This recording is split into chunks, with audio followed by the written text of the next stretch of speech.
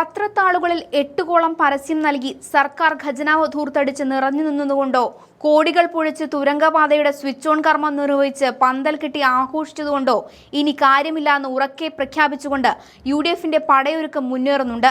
തിരിച്ചടിക്കും തിരിച്ചുപിടിക്കുമെന്ന ഇരമ്പുന്ന മുദ്രാവാക്യങ്ങളുമായി പുതുയുഗയാത്ര നാളെ കേരളത്തിന്റെ തലസ്ഥാന നഗരിയിൽ സമാപിക്കുമ്പോൾ അത് കേവലം ഒരു ജാഥയുടെ അവസാനമല്ല, മറിച്ച് കേരള രാഷ്ട്രീയത്തിലെ ഒരു പുതിയ അധ്യായത്തിന്റെ തുടക്കമാണ്.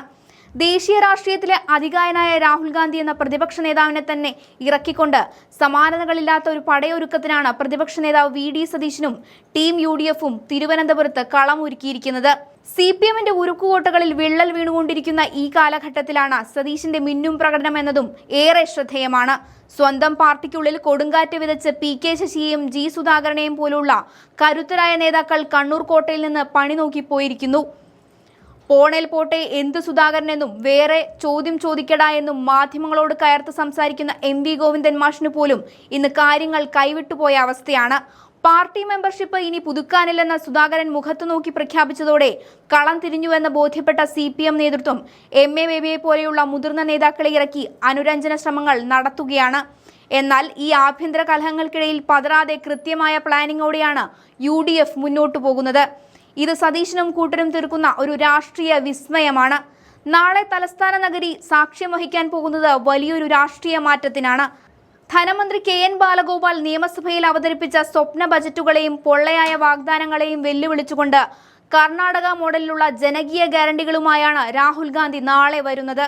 വരും ദിവസങ്ങളിൽ കേരളം ചർച്ച ചെയ്യാൻ പോകുന്ന ആ വമ്പൻ സർപ്രൈസ് എന്താണെന്ന് അറിയാൻ രാഷ്ട്രീയ കേന്ദ്രങ്ങൾ ആകാംക്ഷയോടെ കാത്തിരിക്കുകയാണ്. അടുത്ത 24 മണിക്കൂറിനുള്ളിൽ പുറത്തുവരുന്ന ആ പ്രഖ്യാപനങ്ങൾ ഓരോ സാധാരണക്കാരന്റെയും ജീവിതത്തെ സ്പർശിക്കുന്ന ഒന്നായിരിക്കും. സീറ്റ് വിഭജനം കൂടി പൂർത്തിയാക്കി രാഷ്ട്രീയം പറഞ്ഞു തന്നെ ജനങ്ങളെ നേരിടാനാണ് കോൺഗ്രസ് ഇപ്പോൾ തയ്യാറെടുക്കുന്നത്.